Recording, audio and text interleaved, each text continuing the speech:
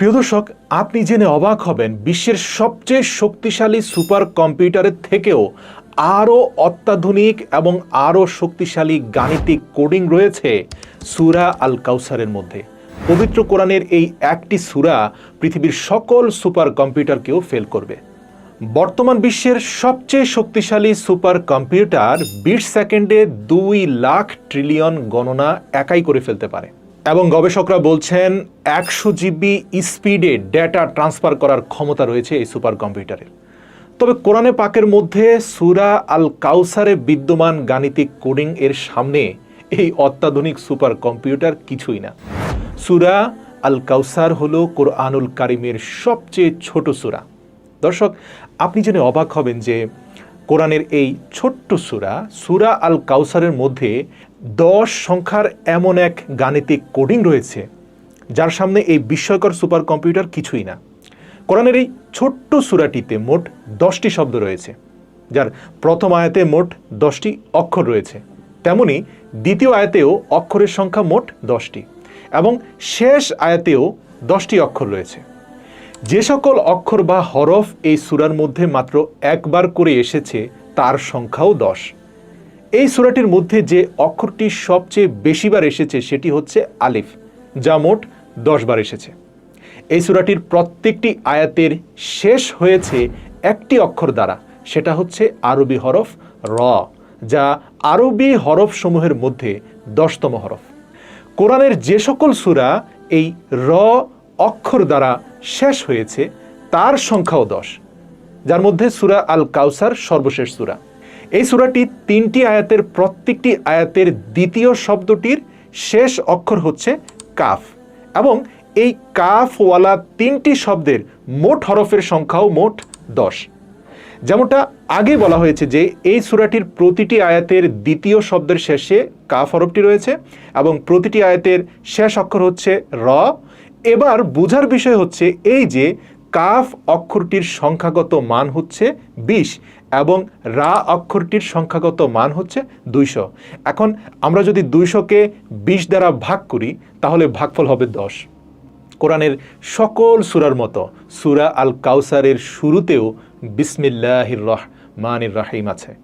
দেখা যায় বিসমিল্লাহির রহমানির রাহিম এই বাক্যটির মোট অক্ষরসমূহের মাঝখানে র হরফটি রয়েছে, যার সিরিয়াল হচ্ছে 10তম, যেখানে বিসমিল্লাহ শব্দের মধ্যে হরফের সংখ্যাও 10।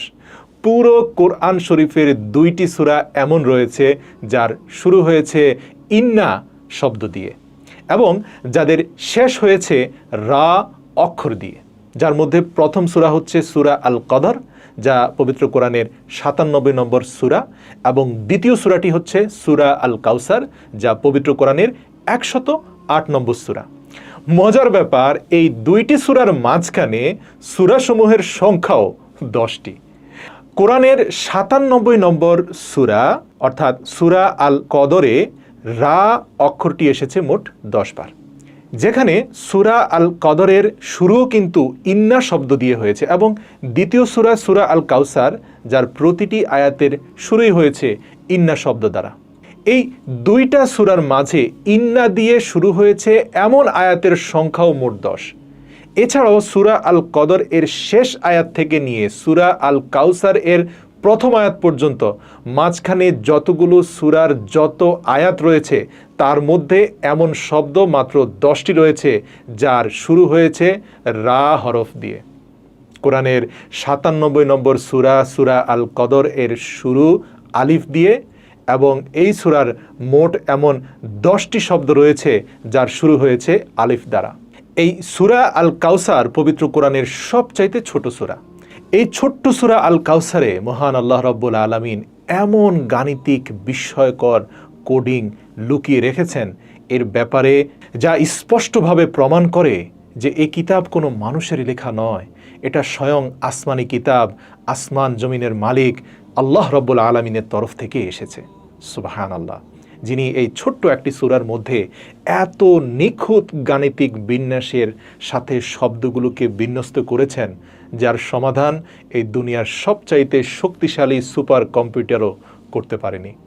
এখন আপনি ভাবেন যে এটা তো কোরআনের সবচেয়ে ছোট সূরা ছিল, তাহলে কোরআনের অন্য বাকি এত বড় বড় সূরাগুলোর মাঝে কত গাণিতিক ক্যালকুলেশন রয়েছে।